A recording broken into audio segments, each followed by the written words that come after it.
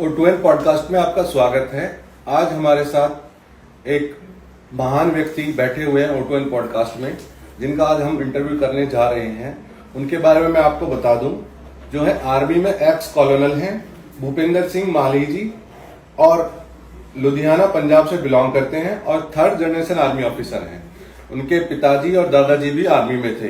पूरी फैमिली ने देश की सेवा की है और अपने आप में एक बहुत बड़ा learning source, knowledge power bank है। उनकी नॉलेज आज हम लेंगे और अपने यूथ को मोटिवेट करेंगे और सभी लोग उनकी लर्निंग से सीखेंगे और वो अपने कुछ किस्से लाइफ के बताएंगे, जिससे आप लोग भी बहुत कुछ सीखेंगे। हम आशा करते हैं 25 साल आर्मी में सेवा देने के बाद टैंक रेजिमेंट में सर रहे हैं और वॉलंटियर रिटायरमेंट लेने के बाद वो फिर एक एंटरप्रेन्योर बन गए और लाइफ का एक दूसरा पड़ाव उन्होंने शुरू किया, जो कि अपने आप में बहुत चैलेंजिंग होता है, एक फील्ड से दूसरे फील्ड में कैरियर शुरू करना। तो सर से जानेंगे। सर, अपने बारे में थोड़ा बताइए हमें। मैं 1984 में मैंने इंडियन आर्मी ज्वाइन करी एज सेकंड लेफ्टिनेंट। उसके बाद तकरीबन 25 साल हमने फौज में नौकरी करा। उसके बाद 2009 में मैंने वॉलंटरी रिटायरमेंट लेकर हम वो सिविल स्ट्रीम में आ गए और उसके बाद हम अपनी बिजनेस में हैं। और 25 साल के दौरान मैंने काफ़ी जगह पर नौकरी करी।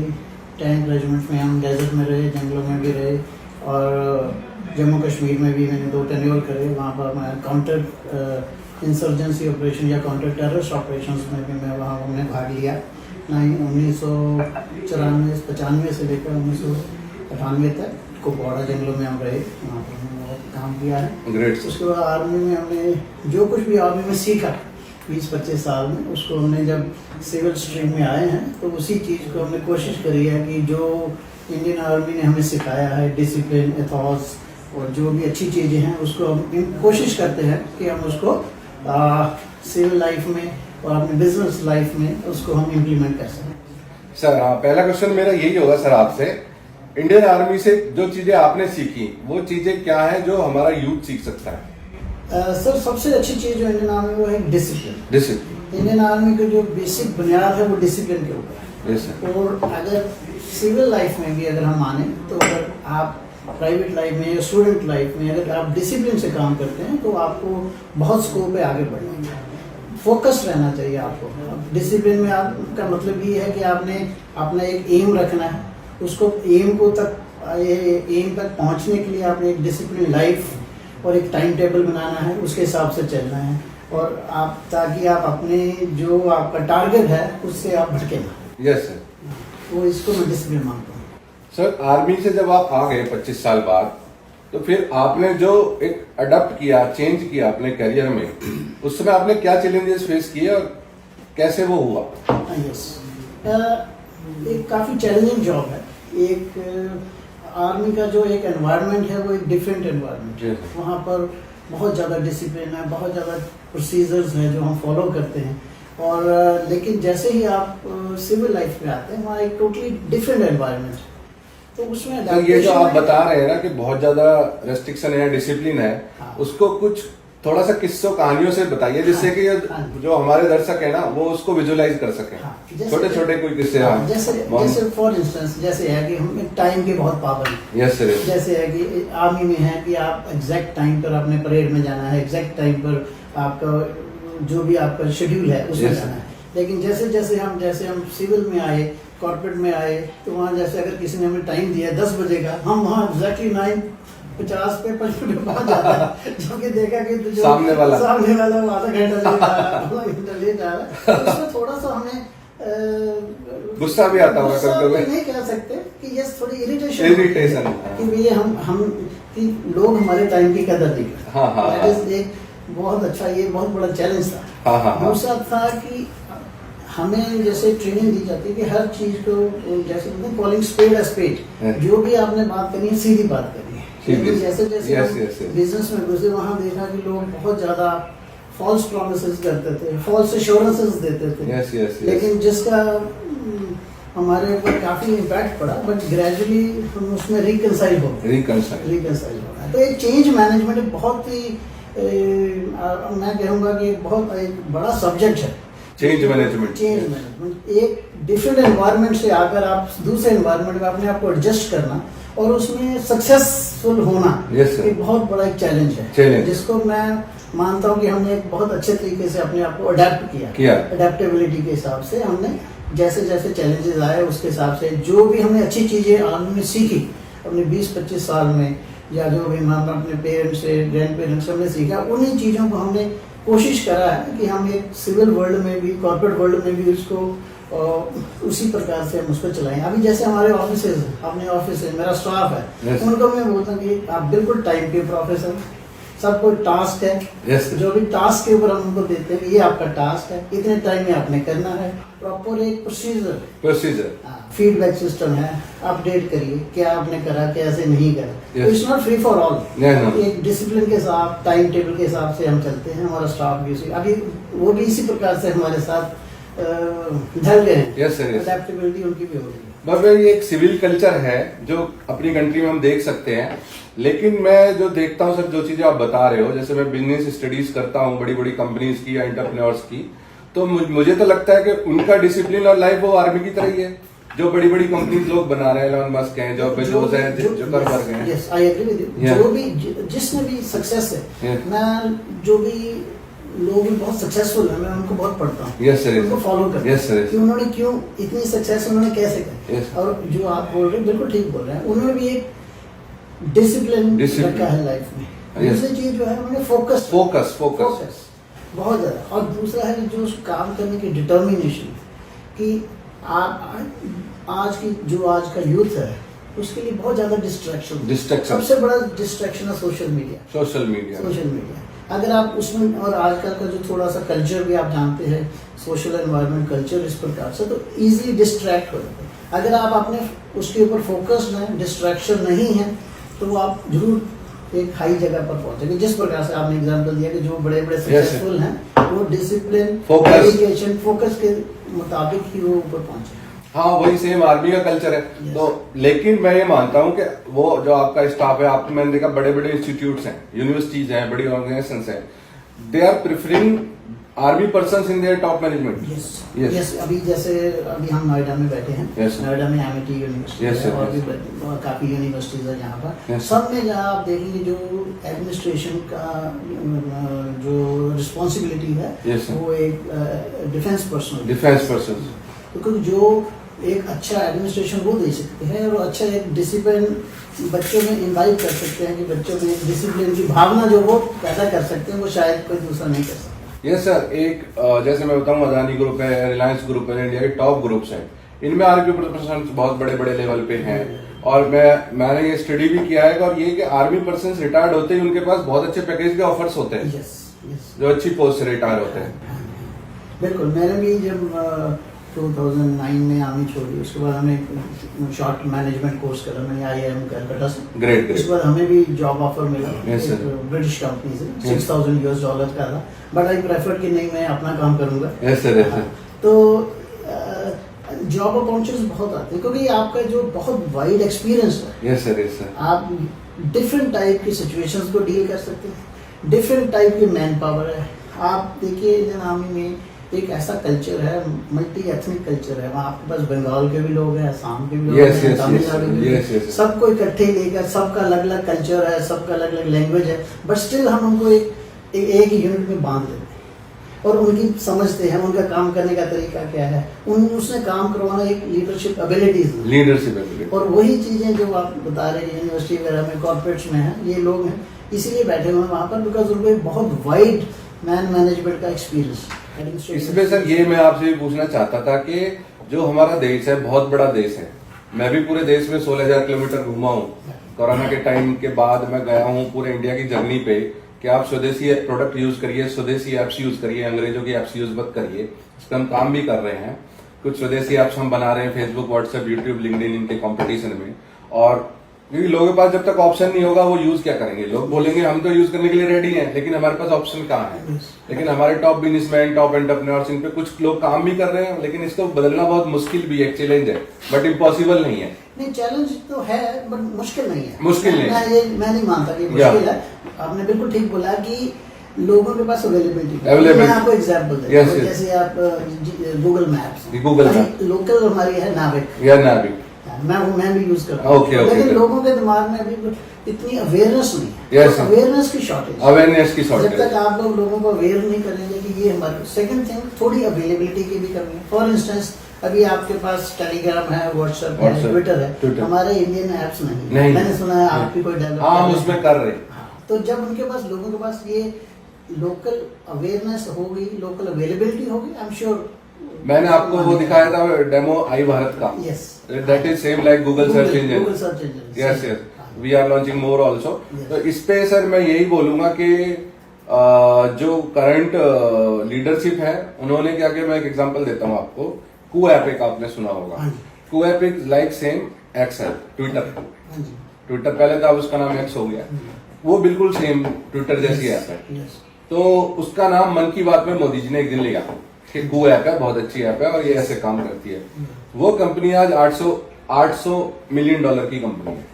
एक न्यूज चैनल है, उसको बहुत प्रमोट करा। यस यस यस, मैं नाम नहीं हाँ। लेता, आपको मालूम है, न्यूज चैनल हाँ। बहुत प्रमोट करा। वो लोगों ने यूज किया और कुछ पॉलिटिशियंस ने उस पर अकाउंट भी बनाए, अपने इन्फ्लुएंसर्स ने बनाए। Yes। तो अच्छा है वो, नो डाउट। उसमें क्या है कि हमारे अपने देश में लेकिन सर उसमें है कि उसकी थोड़ी अभी वर्ल्ड वाइड acceptability नहीं। Everybody wants to follow Twitter और एक्स, लेकिन आप अगर आप इंटरनेशनल सिनेरियो में देखें तो नोबडी, कोई कू को जितना ज्यादा प्रेफर नहीं करे। हाँ हाँ हाँ, तो जब तक उसकी एक आउटरीच नहीं हम बना सकते बिल्कुल बिल्कुल। हायर लेवल के ऊपर, तब तक बट success नहीं होगा। Change always start with small steps. तो हो सकता है आगे क्या होता है सर। फिर आगे मैं चलता हूँ आपसे बात करते हुए।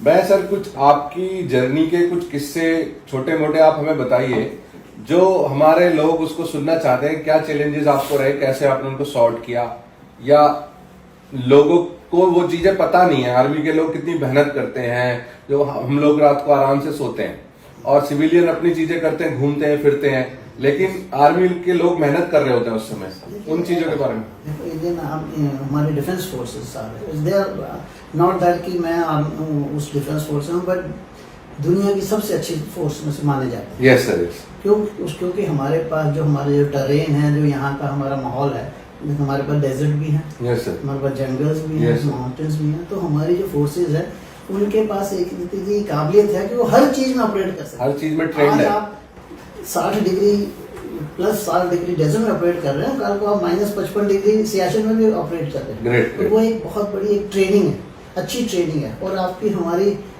अडेप्टेबिलिटी है। हम अपने आप को उस सिचुएशन में ढाल लेते हैं। Yes, sir, yes, sir, yes, sir। सबसे अच्छा जो हमारी सिचुएशन। दूसरा हमारा है कि हमारा जो, अगर आप ज्योग्राफिकल देखें, हमारी बाउंड्रीज कितने कंट्रीज के साथ, Yes, हॉस्टाइल कंट्रीज के साथ। Yes, तो sir। एवरी टाइम हम हर वक्त पर आपको एक सचेत रहना, अलर्ट रहता अलर्ट रहना है। और उसके लिए एक बहुत ही अच्छी leadership at the national level, leadership at the army level, unit level, एक बहुत अच्छी लीडरशिप चाहिए। तो अगर आपका लीडर अच्छा है तो जवान खुद ही काम करते हैं। और हमारे बेसिकली जो जवान हैं, ये very simple people, very tough people, बहुत टफ हैं। और वो अपने जो अगर अच्छा लीडर है उसके लिए जान भी देते। यस सर, यस सर, बिल्कुल सही, सब बिल्कुल जगह।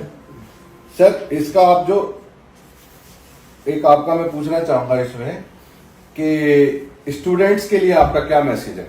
देखो, आजकल जैसे मैंने अभी पहले भी बताया कि डिस्ट्रैक्शंस बहुत हैं। डिस्ट्रैक्शन, सोशल मीडिया की वजह से, जो यहाँ का आजकल का सोशल इन्वायरमेंट है, तो मेरे हिसाब से सबसे पहले तो यंगस्टर्स के लिए, बच्चों के लिए आज का मैसेज ये है कि उनको फोकस होना। फोकस, अपने आप एम बनाएं और उसके बाद उसको एम तक पहुंचने एक डिसिप्लिन लाइफ, एम बनाकर उसको डिसिप्लिन लाइफ में आप उसके ऊपर काम करें कि मैंने इतने घंटे ये करना है, इतने घंटे ये करना है, इतने घंटे में। जब तक आपको अपनी लाइफ में फोकस नहीं होगा, टारगेट अगर आपका क्लियर Yes, नहीं होगा, yes, yes। और तभी उसको अचीव करने का तरीका, वो अगर आपके मन में क्लियर नहीं है, वो आप भटकते रहेंगे इधर से उधर। तो यंगस्टर्स हैं, बच्चे हैं, उनको इसी एज में अपना टारगेट फिक्स कर लेना चाहिए, उसके ऊपर 100%। ये नहीं कि आज बीच में आधा छोड़कर दूसरी तरफ चले गए, तीसरी तरफ चले गए। Yes, sir। एम क्लियर होना चाहिए, एम क्लियर, एम क्लियर, और एम को किस प्रकार मैंने अपने टारगेट पर पहुंचना है वो देखना चाहिए, Yes। उसके लिए काम करना चाहिए उनको। तो सर ये भी सोसाइटी में देखा जाता है कि आर्मी पर्सन्स के जो बच्चे होते हैं वो जनरली अच्छे लेवल पे सक्सेस हो जाते हैं, अच्छी जगह सेटल्ड होते हैं, फॉरेन में सेटल हो या इंडिया में सेटल हो, तो उसके पीछे उनकी मदद गाइडेंस है पेरेंट्स घर का माहौल, घर का माहौल भी है, अच्छी एनवायरनमेंट में पलते हैं, अच्छी देखते हैं कि आसपास उनके फादर मदर जो उनके कुलीग्स सारे एक अच्छी डिसिप्लिन लाइफ, एंड उसके अलावा मोटिवेशन फैक्टर तो रहता है, देख कर भी हमारे फादर अगर अच्छा कर रहे हैं तो हमें भी उससे अच्छा करना है। तो एक ओवरऑल एनवायरनमेंट है। आप देखिए कि जो डिफेंस के बच्चे हैं they are doing very well, चाहे फिल्म स्टार्स हों या कहीं पर भी हों, बिल्कुल बिल्कुल बहुत अच्छी, बहुत they are doing very well, और India as well globally also.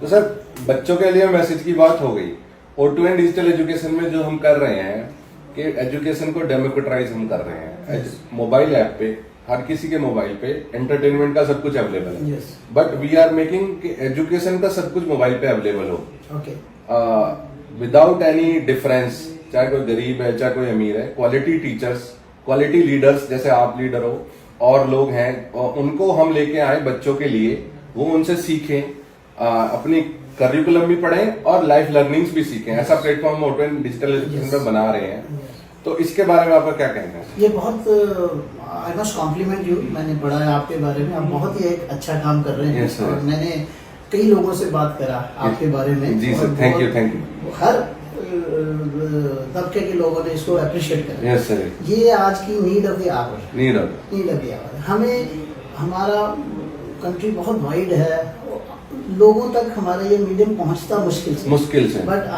आपके मीडियम के थ्रू, आपके एफर्ट्स के थ्रू आउटरीच बढ़ रहा है।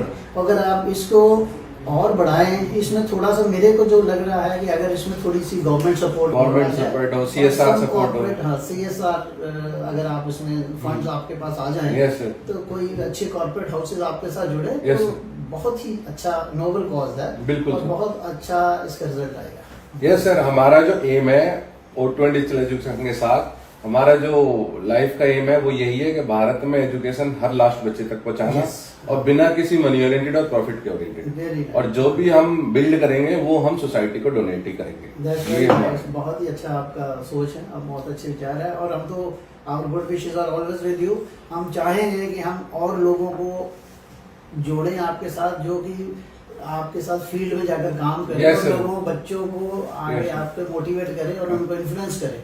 इवन स्कूल्स में जाके हम कनेक्ट कर सकते हैं। बहुत सारे लोग फिजिकल फिटनेस पे सर बताइए कुछ बच्चों के लिए। फिजिकल फिटनेस का ऐसे है कि आजकल क्या है कि बच्चे, जिसको इंग्लिश में बोलते हैं पोटैटो काउच, ज्यादा से ज्यादा सारा दिन वो इंटरनेट देखते हैं। इंटरनेट मैं अपनी सोसाइटी में भी मॉर्निंग वॉक पे जाता हूँ तो देखते हैं कि भाई बहुत कम लोग फिजिकल फिटनेस में। I still do 8-10 kilometre every day. Oh great. तो बट वो क्या है कि बच्चों को बैलेंस ऑफ लाइफ रखना। मैं नहीं कहता कि इंटरनेट मत देखिए, नेट भी देखिए आप, बट साथ में physical fitness must is a must. वो कहते हैं कि healthy body is not healthy mind. Yes sir, जब तक आप खुद हेल्दी नहीं है तो आप अच्छा सोच नहीं सकते, आपका माइंड अलर्ट नहीं रहेगा। तो इस जैसे फौज में तो बहुत ज्यादा अहमियत दी जाती है फिजिकल फिटनेस को। Yes sir. तो मेरी बच्चों से यही है कि हर चीज का बैलेंस रखिए। फिजिकल फिटनेस बहुत इम्पोर्टेंट है।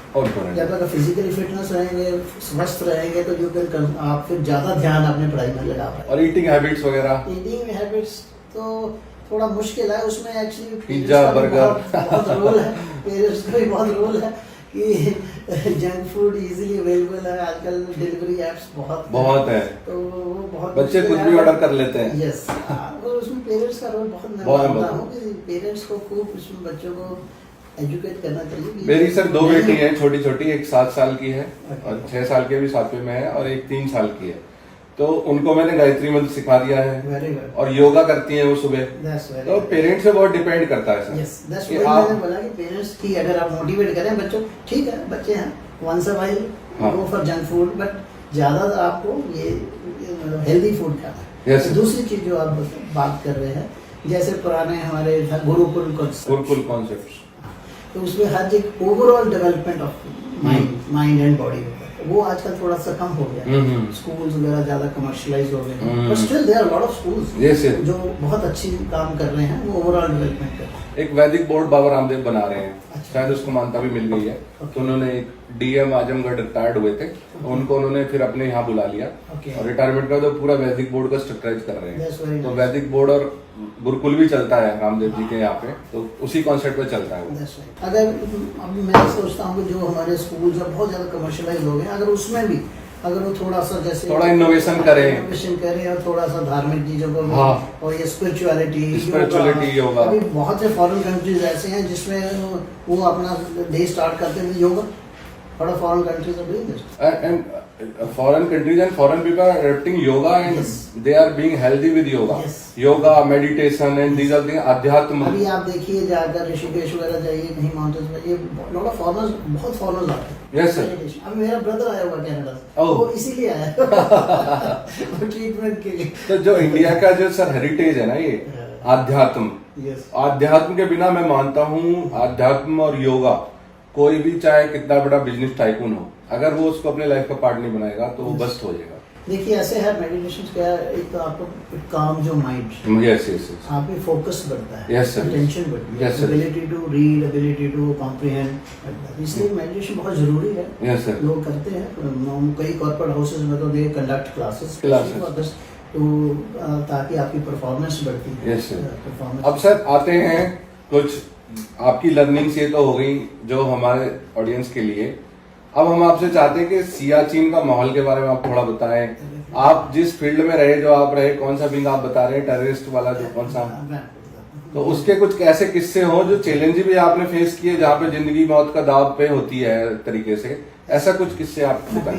मैं टैंक रेजिमेंट से हूँ, मैंने डेपुटेशन में जम्मू कश्मीर में एंटी टेररिस्ट ग्रुप, जिसको हम राष्ट्रीय राइफल्स बोलते हैं, पर मैंने 3 साल नौकरी करा है। हाई एल्टीट्यूड में भी रहे हैं, 13,000 स्क्वायर फुट, 13,000 फीट के ऊपर। वहाँ अलग अलग चैलेंजेस हैं। उसके एक तो सबसे चीज है आपकी मेंटल फिटनेस, फिजिकल फिटनेस तो है ही है, मेंटल फिटनेस। वहाँ पानी नहीं है, ऑक्सीजन नहीं है, राशन सप्लाई नहीं है वहाँ पर, राशन सप्लाई नहीं है वहाँ पर, तो वहाँ को पानी बहुत कम मिलता है, तो मेडिकल फैसिलिटीज कम है वहाँ पर। तो ये सारे चैलेंजेस हैं। अगर आप मेंटली टफ हैं तभी आप सस्टेन करें। और वो मेंटली टफनेस एक दिन से नहीं आता, ट्रेनिंग, कांस्टेंट ट्रेनिंग। तो बहुत ही चैलेंजिंग रहा वो एंटी टेररिस्ट ऑपरेशंस करते, तो उसके बारे में ज्यादा मैं बात नहीं कर सकता बिल्कुल फॉर ऑब्वियस रीजंस, बट उसके लिए है कि आपको ट्रेनिंग की बहुत सख्त जरूरत है। तभी आप एक ऐसे हालात में, डेजर्ट में था, डेजर्ट में 10-12 साल में डेजर्ट में राजस्थान 55 से 60 डिग्री टेम्परेचर, वहाँ ना हमारे पास बिजली थी, 2 घंटे जनरेटर चलता है, ना पानी था, 12 किलोमीटर दूर से पानी आता है, एक आदमी को 12 लीटर पानी पूरे दिन में ऑथराइज रहता है। तो वो खाने पीने क्या चैलेंजेस होते थे? खाने पीने क्या वहीं पर बनता है, राशन आता है, वो राशन वगैरह तो अच्छा आता है, गवर्नमेंट अच्छा सप्लाई, वो तो सप्लाई तो अच्छी होती है, लेकिन टेम्परेचर से दिक्कत होती है, वेरिएशंस है, working hours are very tough. Yes. मैं बीकानेर गया था एक बार, तो वहां से उतरते ही मैं 5 मिनट खड़ा हुआ, मेरे स्किन फट गई, होठ फट गए, मतलब उस चीज में आप कैसे एडजस्ट करते थे? सनस्क्रीन वगैरह लगाते थे क्या? सारी अडेप्टेबिलिटी हो जाती है। अच्छा। वो उसके लिए आपको ट्रेनिंग दी जाती है। हाँ। ये ऐसे आप अगर हाई एल्टीट्यूड में जाना है तो ग्रेजुअली अडेप्टेशन हमारे प्रोग्राम्स चलते हैं कि अगर आप 13,000 फीट के ऊपर जा रहे हैं, पहले 4,000 पे जाएंगे, फिर 5,000, वहाँ पर आपको धीरे धीरे अडेप्टेशन है। प्लस जो है ये एडिटिव्स हैं आपको दिए जाते हैं कि लिप बाम। और सर मैं ये चाहूंगा अब बच्चों के लिए आखिर में मोटिवेशन बच्चों को आएगा कि आपको, जैसे आप कॉलोनल रहे, आप डिफरेंट पोस्ट पे रहे, क्या फैसिलिटीज आर्मी में मिलती हैं जो जिनसे बच्चे मोटिवेट होकर उस चीज के लिए मेहनत करें? आर्मी में कहूँगा बहुत ही अच्छा कैरियर। यस 2-3 चीज, एक तो सबसे नोबल कैरियर, इसमें कोई करप्शन, अगर आप काबिल हैं तो आप राइज करेंगे, इसमें कोई भेदभाव नहीं है, कोई रिलीजन का नहीं है, किसी की रिजर्वेशन नहीं है। यस यस तो अगर आप अच्छा काम करेंगे you will rise. Yes yes atmosphere, working atmosphere बहुत ही अच्छा है। यस सर यस बहुत अच्छा working, government facilities are very good. Yes, sir. बहुत अच्छा। आपको तो सर बहुत बड़ा स्टाफ मिलता होगा जो आपको हाँ। मिलता होगा। मैंने सुना है कि कैप्टन वगैरह को भी हाँ। अच्छा स्टाफ वगैरह मिलता है जो उनकी सर्विस पे हमेशा रहता है, लॉन्ड्री के लिए। फैसिलिटीज की कोई कमी नहीं। Yes, कोई yes. कमी नहीं है। Yes yes only thing is कि duty is very challenging. Challenge. Plus 24/7 आप ड्यूटी पर। Yes, sir. कहना चाहिए कि मैं 8 घंटे हो गए, मेरा काम खत्म हो गया, अभी मैं नहीं कर रहा। That is the biggest challenge. तो उसके लिए एक माइंडसेट है, वो बच्चों को इस चीज को देखना है कि if they are able to overcome this mental block, Yes, sir. मैं 8 घंटे काम करूंगा, Yes. But if you are able to adjust in 24/7 and in adverse circumstances, Yes. adverse weather conditions, yes yes then this is the best career I would Yes. say. और sir businessman या entrepreneur, जैसे आपने second जो inning है वहां पे कैसे entrepreneur है, तो बिजनेसमैन और एंटरप्रेन्योर, मैं भी एक एंटरप्रेन्योर हूँ, उनके लिए आपका क्या मैसेज है? बिजनेस और एंटरप्रेन्योर का जैसे मैंने पहले भी बताया कि एक डिसिप्लिन होना Discipline, चाहिए, right. टाइम लाइंस को फॉलो करना, time lines day to day life, time है to achieve the targets, Yes, yes. Milestone जो आपने सेट करे हैं यस यस आपने प्रोजेक्ट के लिए, Project वो के। वो माइलस्टोन्स को आपने और कांस्टेंट एनालिसिस, ये अगर मैं ये काम कर रहा हूँ, ये बार बार अगर इसमें फेल हो रहा हूँ, तो you need to course correction करनी चाहिए। Yes. तो वो सारा एनालिसिस, एनालिटिकल एबिलिटीज की बहुत ट्रेनिंग मिलती है, एप्रिसिएशन ऑफ द सिचुएशन, तो ये सारा discipline, appreciation, analysis of the situation आप कर रहे हो, plus good man management, Yes, yes. Good team leader, team leader, तभी आप बिजनेस अपनी टीम को आगे लेके जाए। ये सारी चीजें आप में सिखाई जाती हैं। यस सर तो yes this we are lucky, हमने वहाँ से सीखा। मुझको 16 साल हो गए नाउ आई एम बिजनेस, तो हम उसी चीज को हमने उसमें बिजनेस में इनकॉर्पोरेट किया। और सर ये लास्ट में मैं आपसे पूछना चाहूंगा कि हमारा देश 140 करोड़ का देश है, एक न्यू इंडिया वर्ड है, अपॉर्चुनिटीज आ रही है, पूरा वर्ल्ड इंडिया में इन्वेस्ट कर रहा है, पूरे वर्ल्ड की नजर इंडिया पे है, बट हमारा जो यूथ है वो 30,000 20,000 की नौकरी के लिए प्रिपरेशन कर रहा है। मैं तो उसे एक बहाना मानता हूँ। बहाना मानने का मतलब ये है कि माँ बाप ने बोला कि अब क्या करोगे, पढ़ाई पूरी होगी, तो वो बोलता है मैं तैयारी करूंगा। तो 25 साल तक बच्चा हनीमून पे रहता है भारत में, 25 साल तक उसकी फीस, किताबें विताबें सब माँ बाप देते हैं, जो एक रॉन्ग कल्चर है। रॉन्ग कल्चर इसलिए है कि 25 साल तक तो हनीमून पे रहा और 25 साल बाद उसको कहते अब तू घर से बाहर निकल और कमा के ला। इस चीज में डिप्रेशन में बच्चे, कल हम आपसे भी डिस्कस कर रहे थे इंटरव्यू से पहले, इसमें जो शायद इंटरव्यू में हम भूल जाते, फिर वहां से हनीमून कल्चर के बाद आगे कोटा फैक्ट्री एक चलता है, वो वहां पे बच्चा जाता है, जबरदस्ती माँ बाप उसको भेज देते हैं। माँ बाप की भी बहुत सारी चीजें ऐसी हैं कि देखिए, हाँ, sorry. तो उसमें कोटा वाली चीज को इंक्लूड करते हुए, और ये जो 25 साल तक बच्चा हनीमून पे रहता है, गवर्नमेंट एग्जाम की कोचिंग कर रहा है, गवर्नमेंट में इतनी जॉब्स नहीं है, जॉब से 7,000 एप्लीकेशन आ रहे हैं, 7 लाख 70 लाख। इसमें तीन चीजें हैं। Yes. इसमें पहले Yes, sir, yes, sir. जो Yes, राजस्थान में according, yes, sir. उसकी बात करेंगे। पहले बात आप ये समझिए कि वहाँ लोग क्यों जाते हैं। यस सर, वहाँ इसलिए जाते हैं कि एक जगह पर एक कल्चर सेटअप हुआ है कि यहाँ पर हम नीट की तैयारी कर रहे हैं। यस सर, अभी उसमें रिसेंटली बहुत ज्यादा डेथ्स हुई स्टूडेंट सुसाइड। मैं साइकोलॉजी का स्टूडेंट हूँ, तो Oh. मैंने उसको स्टडी करा Yes, sir. कि इतनी डेथ्स क्यों हो रही है। यस सर, उसके वेरियस कॉजेज। पहली बात तो ये है कि बच्चों के ऊपर बहुत ज़्यादा स्ट्रेस। आपने बोला कि भाई मेरा बच्चा वहाँ जाएगा, आपने उसको वहाँ भेज दिया, आपने हर फाइनेंशियल कंडीशन वाले लोग भेजते हैं, किसी ने अपनी जमीन बेच के भेजा, किसी ने घर बेच के भेजा। Yes, yes. बच्चे के ऊपर एक भी बहुत बड़ा स्ट्रेस। Yes. सेकंड स्ट्रेस है कि उसकी मेंटल एबिलिटी है कि नहीं है, नहीं है। कि हाँ वो कैपेबल है इस काम को करने के लिए। अब लेकिन पेरेंट्स की एक्सपेक्टेशन है कि मैंने अपना घर बेच के तेरे को 4-5 लाख रुपया दिया है, और बच्चा कहता है कि मेरी कैपेबिलिटी नहीं। वो कोशिश करता है। अभी जो दूसरी जो कोचिंग इंस्टीट्यूट है, ये आजकल एक मनी मेकिंग मशीन है। Money making. आप 40 बच्चों को इकट्ठे पढ़ा रहे हैं, आप बच्चों के साथ कनेक्ट नहीं हो पाए। यस यस, आप आए, आपने लेक्चर दिया, किसी को 10% ने समझा, 20% को नहीं समझ आया, nobody is there to check back. तो वो जो एक बच्चा पीछे रह जाता है, वो पीछे ही रहता है, पीछे ही रहता। उसके ऊपर उसका इतना प्रेशर पड़ जाता है, प्रेशर पड़ जाता है। वो मेंटल प्रेशर है, उसका फाइनेंशियल प्रेशर है, इट लीड्स टू सुसाइड। दूसरी चीज जो मैंने वहाँ पर स्टडी करी है, तो वहाँ पर जो living conditions are also not very good. एक कमरे में 8-8 10-10 लोग रह रहे हैं, लिविंग कंडीशंस है नहीं। उसके बाद कोई प्रोफाइलिंग नहीं है। अगर आप यू आर एन एजुकेशनिस्ट, आपके पास 50 बच्चे आते हैं, आई एम श्योर आप उसको क्लासिफाई करेंगे Yes, sir. कि ये मेरे ए क्लास स्टूडेंट है, ये बी ग्रेड वाले हैं, बिल्कुल बिल्कुल उसके अकॉर्डिंगली ही आप एक अपना एजुकेशन स्ट्रक्चर बनाएंगे यस सर कि इनको ज्यादा जरूरत है इस काम के लिए, इसको काम, लेकिन वहाँ सारे के सारे एन ब्लॉक इकट्ठे ही चल रहे हैं, तो उसके बच्चों के ऊपर बहुत ज्यादा प्रेशर है। तो दैट इज वन पार्ट जो आप Yes, बता रहे yes, sir. कोटा वाली Yes, बात, sir. तो बच्चों को प्रेशर है बहुत। यस सर और दूसरी चीज है कि दे यंग एज, इतनी उनके पास मेंटल टफनेस ट्रेनिंग नहीं है कि they can withstand this pressure, yes yes तो वो सुसाइड सुसाइड नेक्स्ट क्वेश्चन था आपका कि जो unskilled I mean skill level है, अगर अभी एक स्कीम शुरू हुई थी पहले प्रधानमंत्री कौशल Yes, yes. Something like this, जिसमें उन्होंने बोला कि हम स्किल ट्रेनिंग देंगे, स्किल डेवलपमेंट अनफॉर्चुनेटली इतनी पॉपुलर हो नहीं पाई ड्यू टू वेरियस रीजंस।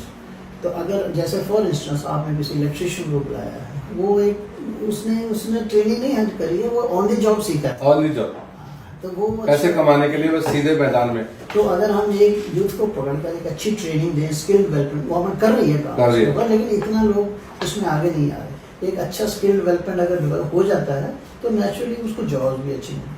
तीसरी बात जो आप बात कर रहे हैं कि जॉब्स नहीं है, मैं इससे थोड़ा सा गवर्नमेंट जॉब्स में कर गवर्नमेंट जॉब्स वो हो भी नहीं सकती ज्यादा। गवर्नमेंट जॉब्स है कि आजकल हर चीज को प्राइवेटाइज कर दिया है for easy efficiency. Yes yes country की एफिशिएंसी के लिए जरूरी भी है। जरूरी नहीं है हम जॉब टीवी पे डिस्कशन में सुनते हैं कि जॉब्स नहीं है, तो लोग बात करते हैं कि गवर्नमेंट जॉब्स तो हैं। हाँ बिल्कुल बिल्कुल। लेकिन क्योंकि उसके मुताबिक अगर जब आपके पास, अगर मैं सोचता हूँ कि मेरे को 1 लाख की जॉब मिले लेकिन काबिलियत मेरी 20,000 वाली है, तो मिसमैच तो है नहीं। मिसमैच तो इसलिए देयर इज अ रिक्वायरमेंट एक अच्छा सा उसको एजुकेशन सिस्टम मिले, अच्छा उसको जरूरी नहीं है कि सिर्फ वोकेशनल ट्रेनिंग भी मिले उसको साथ, बिल्कुल, तो ताकि वो एक अच्छी जॉब के लिए वो अप्लाई कर सके। न्यू एजुकेशन पॉलिसी में ये चीज है।